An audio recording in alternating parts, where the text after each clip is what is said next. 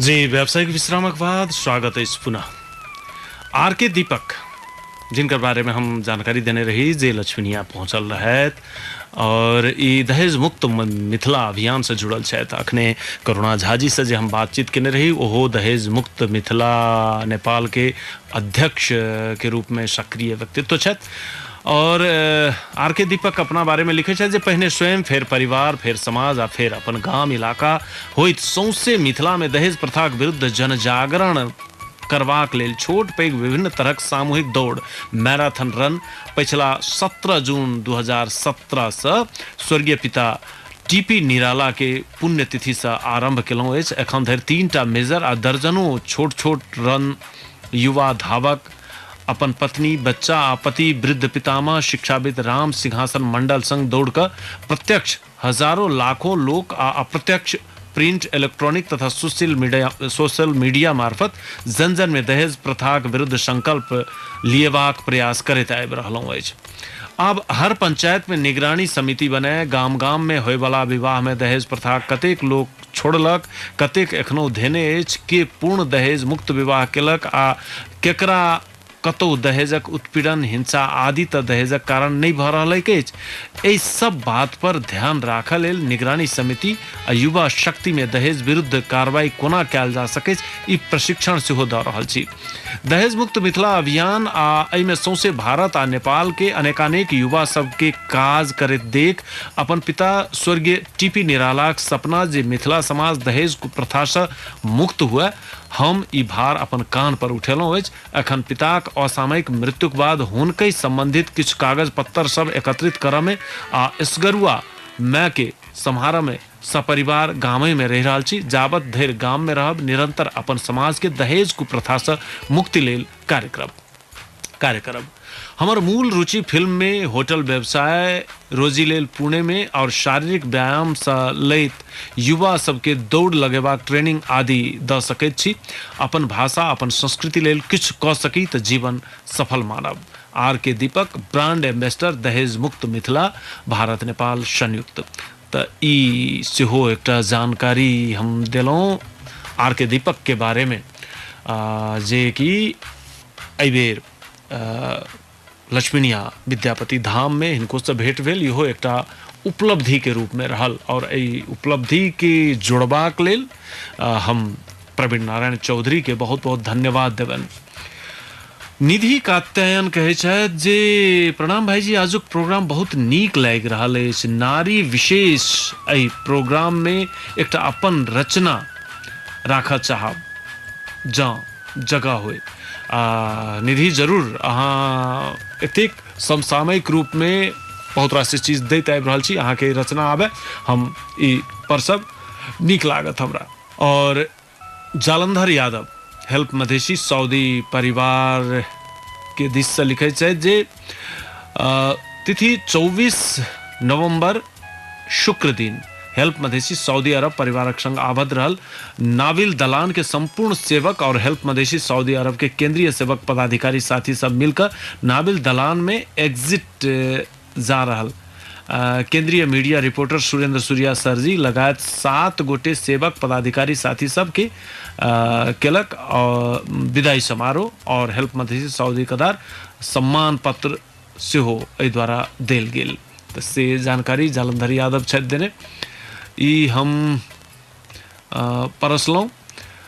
सुभाष बीरपुरिया किछु लिखै छथि जे राम जी के रामायण नाम देलखिन आ सत्यो छै जे मर्यादा रखबाक लेल बहुत दुख सहलथि मुदा सिया जी के रामायण की कहि कऽ संबोधित केलखिन जे जगत में एकटा अबला नारी जगत के माता बहन हिंदू धर्म के ग्रंथ में उच्च स्थान पायब मिथिला नामक धरती के पवित्रता के जय जयकार भ गेल।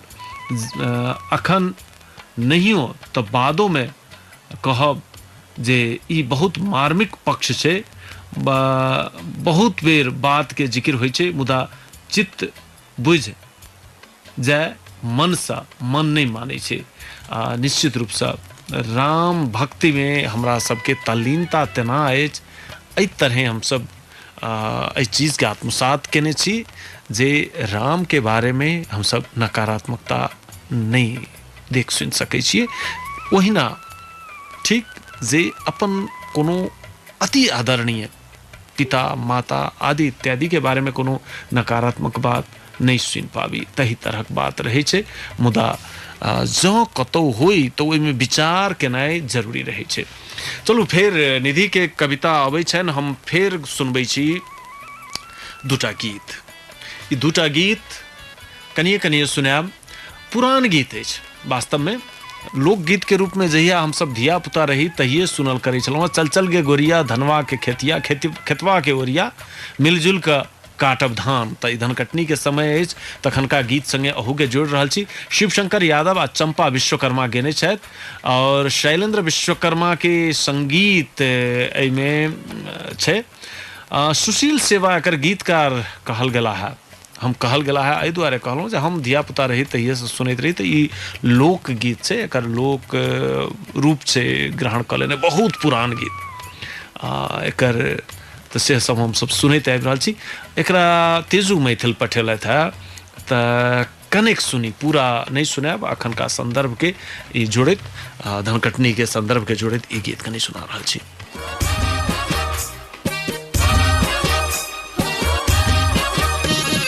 चल चल हे गोरिया खेतवा के ओरिया, चल चल हे गोरिया खेतवा के ओरिया, मिलजुल के काटब धान हे गोरिया, मिलजुल के काटब धान हे गोरिया, मिलजुल के काटब धान।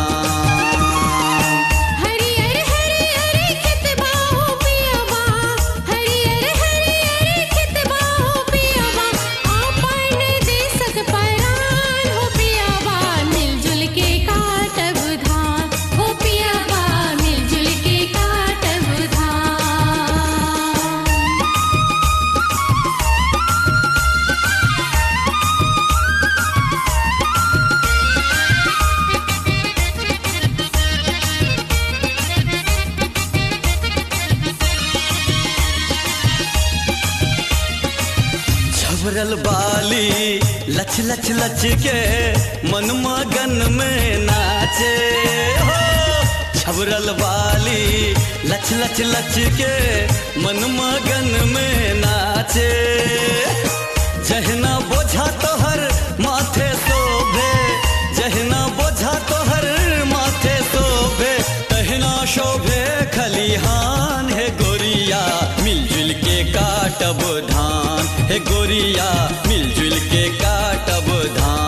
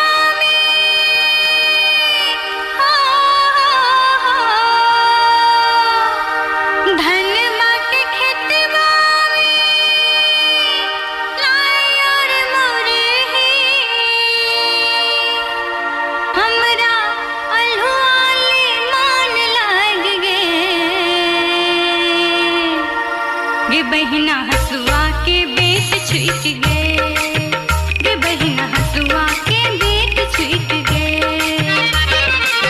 धनबा के खेतबा में लाई और मुरही, धनबा के खेतबा में लाई और मुरही, हमरा अलुआ ले मन लग गए। गे बहिना हसुआ के बेट छूट गए, गे बहिना हसुआ के बेट छूट गए।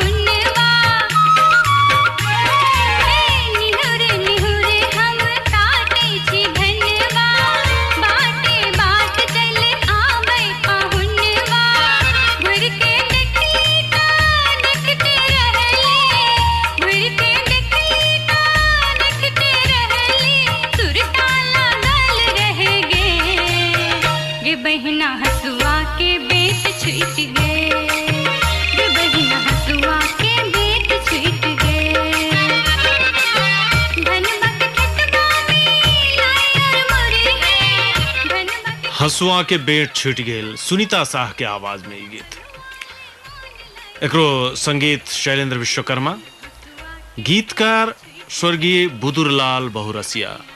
गीत सुंदर अछि, मुदा एकर लक्षण क्रम जै दिस जा रहल छै से बड़ा शुद्ध उद्देश्यक संग गेल जकाँ नहीं बुझाइ छै। यद्यपि स्वर्गीय बुदुरलाल बहुरसिया जे लिखने छथि, अब अहिना होइ छै, की अबै छै, कोना कोना जोड़ल जाइ छै, गीत सब अहुना होइ छलै आ अहुना भऽ रहल छै मैथिलियो में। और मुदा बहुत सुंदर सुंदर चीज लिखबाक सेहो परंपरा छै। लेकिन बड़ बढ़िया ई जै तरहक मनस्थिति में, जै तरहक मनस्थिति वाला सभक लेल लिखल गेल छै, तै ठाम नीक छै। हाँ, एकटा नीक लागल जे सुनीता जे कि बहुत नीक गबै छथि, हुनकर आवाज में आई हम गीत परिश पेलहुँ हेलो मिथिला में। तो चलू एक बेर फेर चलै छी व्यावसायिक विश्राम पर। घुर के आब तऽ बहुत रास बातचीत करबाक अछि, टेलीफोन में सेहो और किछ रचना आदि में सेहो। चलै छी।